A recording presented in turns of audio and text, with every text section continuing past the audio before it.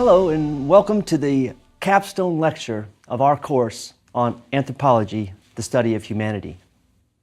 It's always a challenge deciding where to end an epic exploration, but when you think about our human nature, our desires, our motivations and needs and goals, one topic seems to stand out perhaps more than any other. And so I've saved that all-embracing topic, that big kahuna, if you will, for the last. Welcome to the Anthropology of Happiness.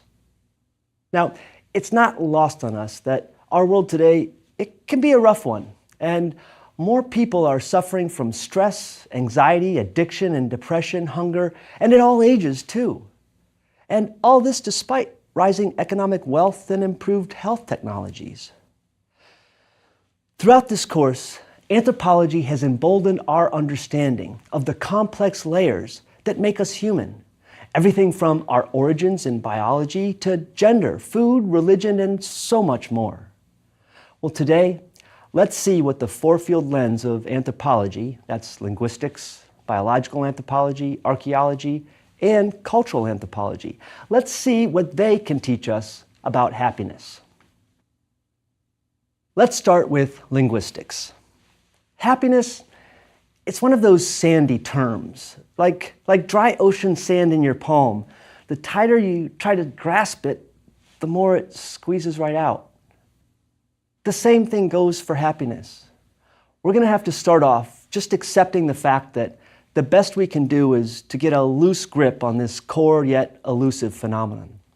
And you know what? It's linguistics that can help us begin to get a handle on this term. For example, studying semantics and etymology, that quickly reveals that our modern idea of happiness, the idea that happiness is something we cultivate, well, that's not what the origins of the word would suggest.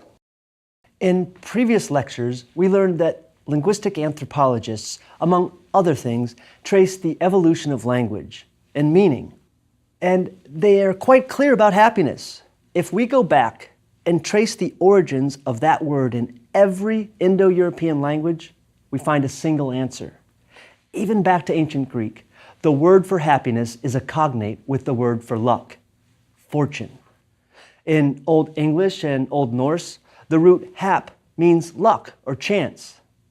Same thing goes in French and German. It's all about luck.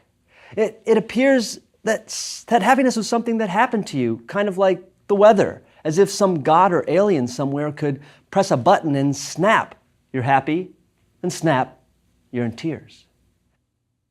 Anyway, as centuries wore on, with the growth of Abrahamic faiths in many places, happiness emerged as a religious sentiment describing the bliss of communion with God, either here on earth and or in the afterlife. But with the Enlightenment, we turn to the individual, to ourselves. Something happened that makes us think of happiness as something we cultivate for ourselves and for our families and communities. Unlike the old days, now, when we're unhappy, we try to do things to get happy. Another way to look at it is through the diagnostic criteria for mental illness. In the official manual, there's depression, sure, but not happiness. You see, depression is an illness and happiness is a goal, maybe even our ultimate goal. Many people in the world see happiness as being somewhere along this historical spectrum. There are plenty of cultures out there that are more in line with the luck-based happiness versus our contemporary Western constructions. But how could a modern human still think happiness is luck-based? Thomas Malthus hypothesized that cultures that evolved in harsh and scarce climates, that they would be more likely to think of happiness as a function of luck. Ultimately, viewing happiness as luck-based could be conditioning from generations of living in scarcity, living successfully, but in scarcity. Contrary to the linguistic origins of happiness, classical Greek philosophers added a new layer to the idea of happiness, or what they called eudaimonia. Now, while happiness may sometimes be elusive, Socrates and the gang, they all agreed that happiness could be earned. The right actions could lead to eudaimonia, which we might translate as well-being or human flourishing.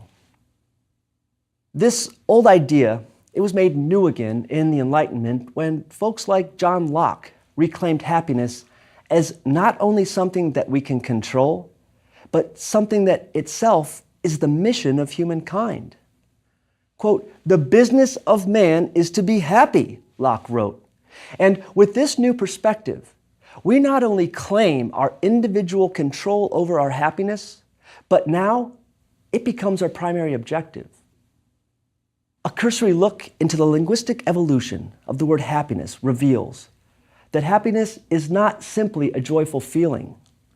It's the result of good living. Where Socrates would teach us that the path to happiness lies in the education of our desires, we can also see that happiness is about living.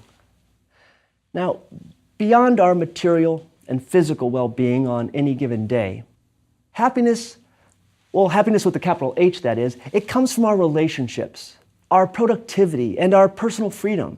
And capital H happiness lines up with that Socratic view that we can make ourselves happy if we put in the effort, and ironically, suffer quite a bit along the way. The joy of raising a child, for example, is, for so many of us, the ultimate source of happiness in our lives. But that happiness is built and grows over a lifetime, including painful bumps all along the road. Linguistics casts some light on the complexity of the word happiness, but biological anthropology can ground us a little. It enables us to examine happiness as a biological phenomenon. And when we do this, we see happiness as the foundation to a long and healthy life. And yeah, I know, you're laughing because we can all think of some seriously unhappy people who may also happen to be just a little bit older. But wait until you see the data on this.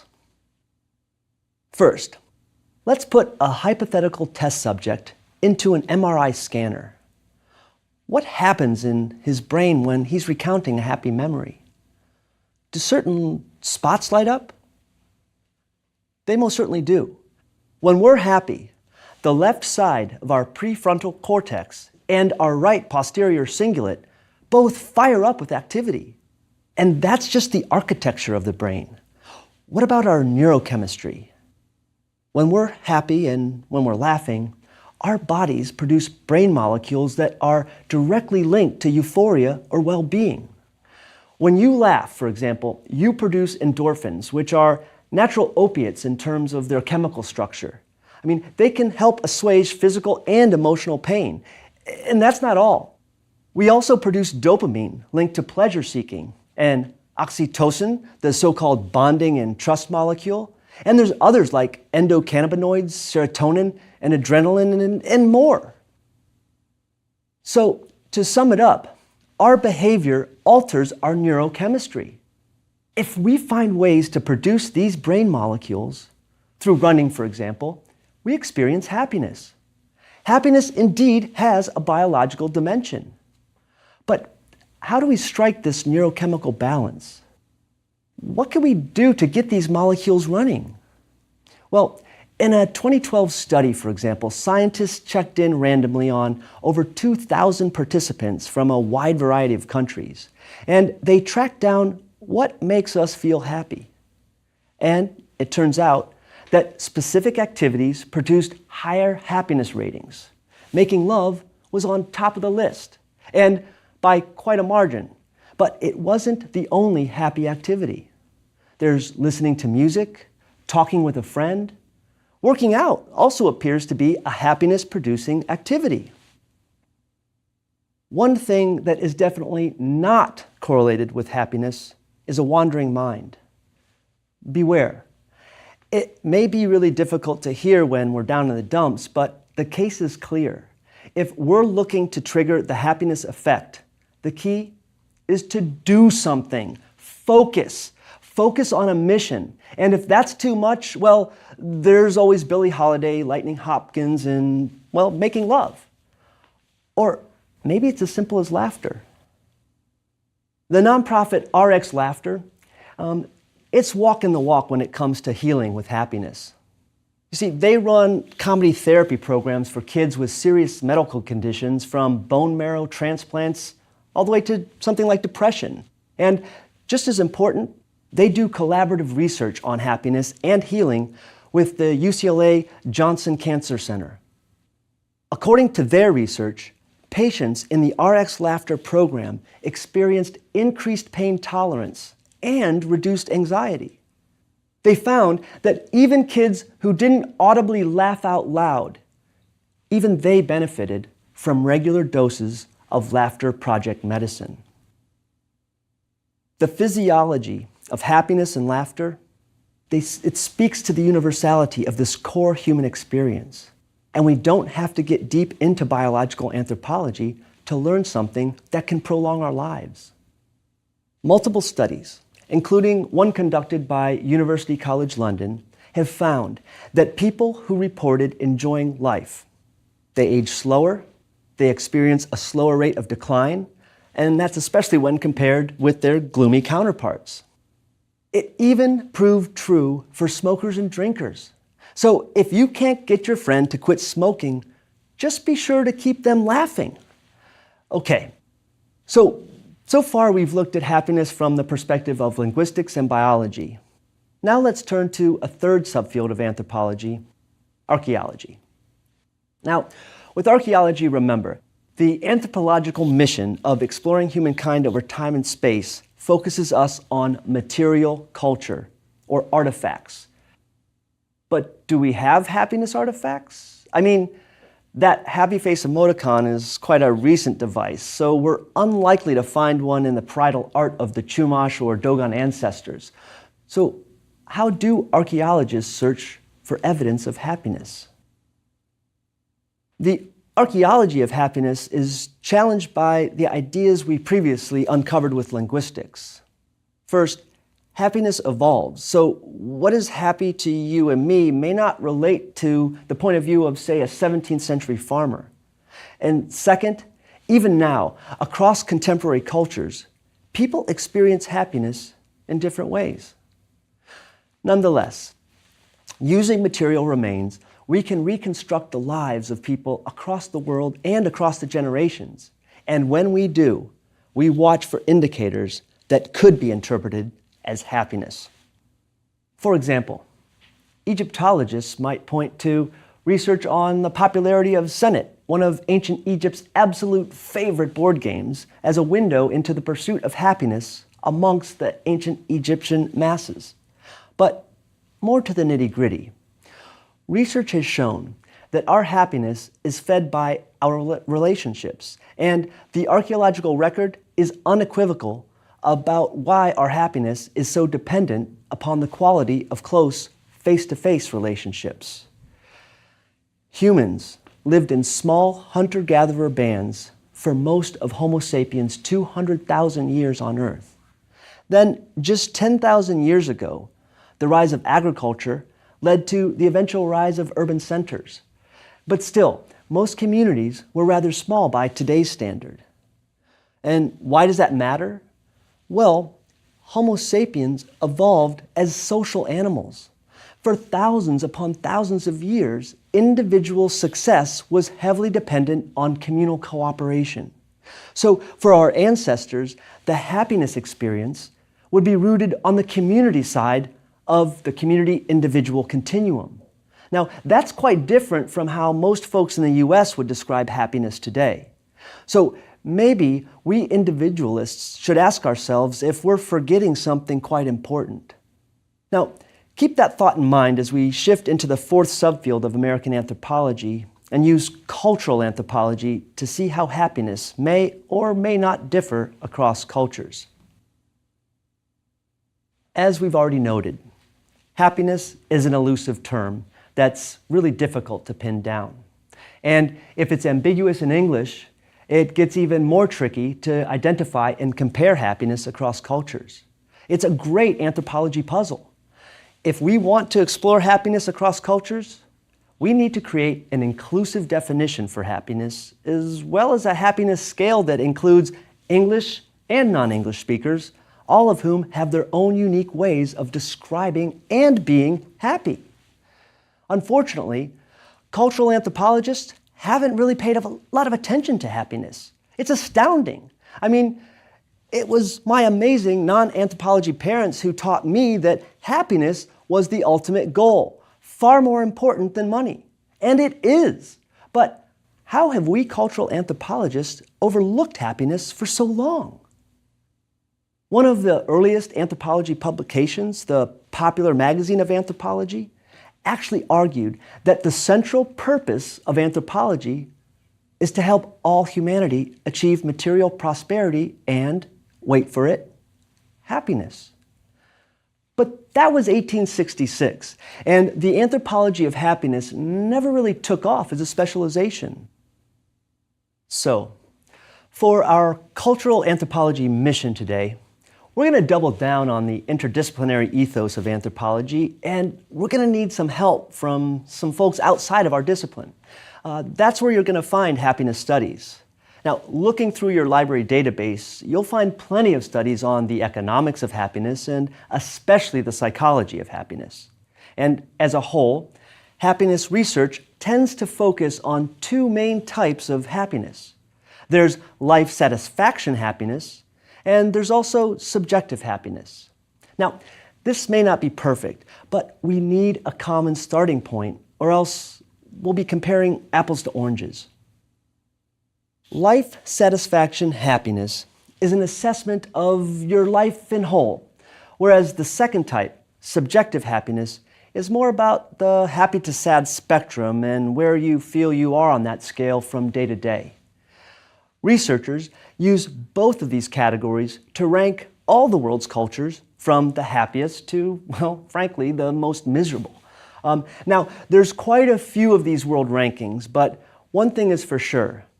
No matter which one you consult, the United States doesn't win the gold medal for the Happiness Olympics. One of the most comprehensive and data-driven ranking systems is the World Happiness Report, which has been publishing its findings since 2012. How does it work? Well, let me put it this way. Malinowski, he'd approve. One of the reasons we're focusing on this specific report is that, like Malinowski, this report and the researchers, they go out to collect data. With help from Gallup, the World Happiness Report surveys thousands of respondents in over 150 countries. And it measures both life satisfaction happiness and subjective happiness. Now, to navigate through a sea of cultural and linguistic differences, the researchers boil subjective happiness down into a few revealing questions. Think how you might reply. If you are in trouble, do you have relatives or friends you can count on to help you whenever you need them? Are you satisfied or dissatisfied with your freedom to choose what you do with your life? Have you donated to charity in the past month? And is corruption widespread in government and business? Those questions actually help score subjective happiness. Life satisfaction happiness, on the other hand, is a lot more straightforward. The researchers, they simply ask people to rate their own happiness on a scale of 0 to 10. 0, worst possible life imaginable, versus 10, the best possible life. Where do you think you'd rate your life satisfaction happiness? Maybe an 8? Well, if that's your score, you're officially happier than most everyone on this planet. For 2015, for instance, the mean happiness rating across all countries was 5.4. But massive differences are hidden in that statistic. For example, while North America weighs in at 7.1, the place I love so much, Sub-Saharan Africa, is a meager 4.3. And of course, we have to be careful with these numbers, as we do with any statistic or finding. Despite our best efforts identifying and measuring happiness, that's culturally complicated and, quite frankly, a little biased. Maybe our approach to calculating world happiness, despite our best attempts, is still influenced by scientific and Western values. And if it is, that means that we may not be getting an accurate read. Let me give you an example from my work in Mali. One of my long-term partners, Tamba, he visited me in Bamako, Mali once when I had reserved a special room for him to make him happy because he was coming to help me work on a documentary film project that I was involved in. And at dinner, I told him the news. He gets his own deluxe room. But his spirit sunk the moment I told him. Visibly distressed, yet politely trying to cover his true feelings, he diplomatically helped me see a different shade of happy. You see, what makes me, a guy from a more individualistic society, happy, namely my own hotel room and privacy, was the exact opposite for Tamba. His happiness is being with people. Long story short, I slept on a cot and put him in my room. Happiness restored. But it goes deeper. It goes deeper than differences between individualistic versus more collaborative cultures. You see, these world rankings are based not only on people's responses to questions about their happiness, but they also incorporate life expectancy and gross domestic product. Now, I see the logic, but psychologists have proven that more money does not equate to more happiness. So it seems short-sighted to me to quantitatively discount the happiness of the majority world, aka the third world, on the basis of gross domestic product. But don't get me wrong. Even with unintentional cultural blinders or bias, the World Happiness Report is terrific. It produces more questions with each published edition. And the results, they've been fairly consistent over the years. And just like anthropology, the more we critically test and correct our happiness theories and methods, the closer we'll get to a more inclusive approach. In the meantime, we're gaining valuable insight into happiness. In the 2016 report, for example, there were a few really interesting findings that beg additional attention. One, there was a 4-point gap between the top 10 and the bottom 10 nations. Scandinavian countries, they dominate the top 5 happy slots, whereas Togo, well, that scored the lowest at 2.84. We also see a net loss in happiness over the past decade for only a handful of countries. But anyone who keeps up with world affairs will quickly perceive that all of these countries have been suffering greatly from enduring conflict or economic devastation. Yemen, Venezuela, Botswana, Saudi Arabia, Egypt, and Greece. But on the sunny side of the street, the 2016 report, it offered some surprising news. It seems like great catastrophes, like a massive natural disaster, believe it or not, may sometimes actually increase our happiness. The Great Japan Earthquake of 2011, the generosity, trust, and solidarity of the crisis response actually led to increased happiness. This interesting finding is certainly in line with the connection between happiness and community that we noted earlier when we were talking about archaeology. And it underscores the question I raised about the relationship between gross domestic product and happiness. In fact, I'd like to return to that question by taking a quick glance at two cultures where GDP seems to have very little bearing on the overall happiness of people.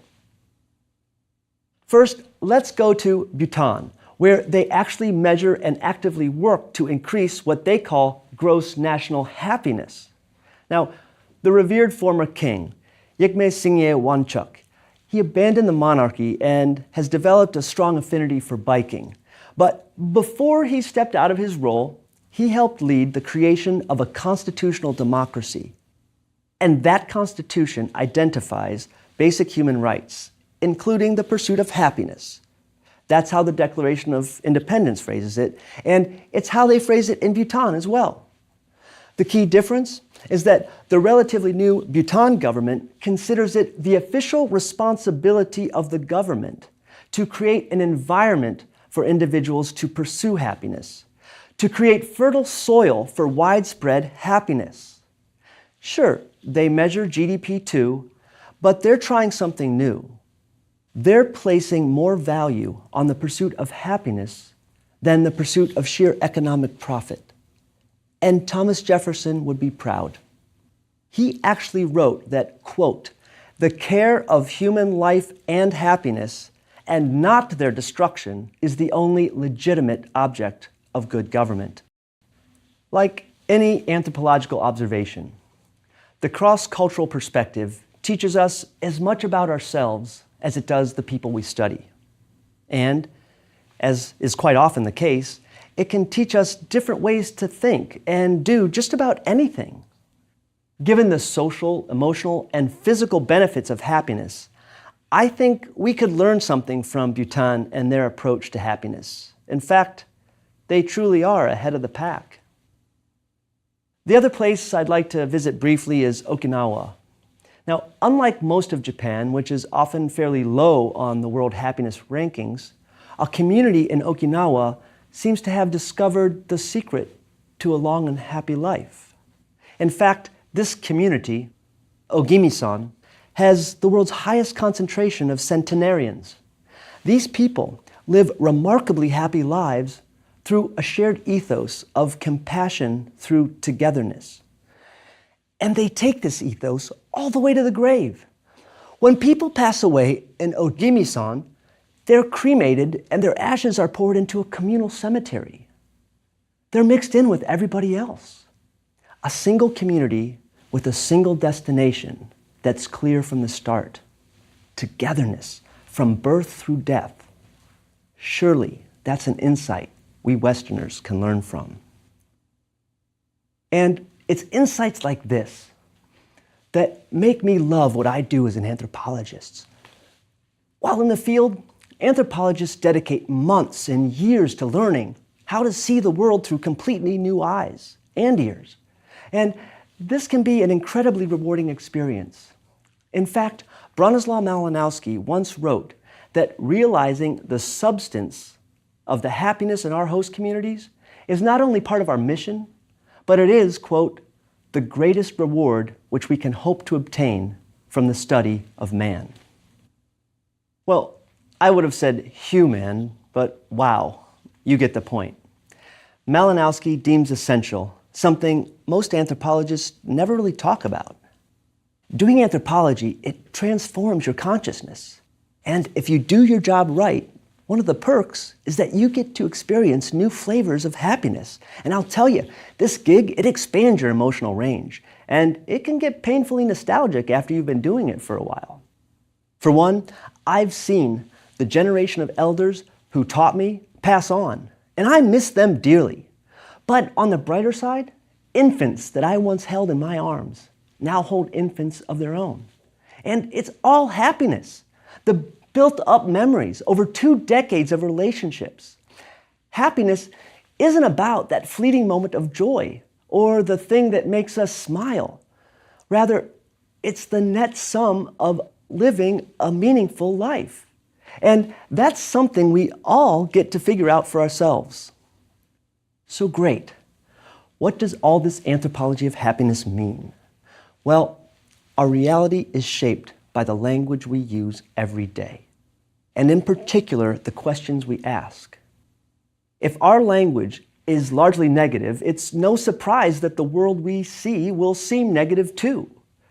Asking the wrong questions can mean we spend a lot of time and effort focusing our attention on all the wrong things. So let's think about that. What are the right questions? Well, if there's one thing I hope we can all take home from this course, it's that anthropology can be a great way to ask these right questions, the big questions, questions that reveal the unity and cultural diversity of humankind.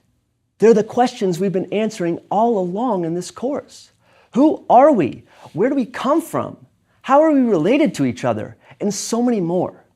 And as we wrap up our anthropological exploration of happiness, we've inadvertently stumbled across an answer to one of those right questions, and perhaps the biggest human question yet.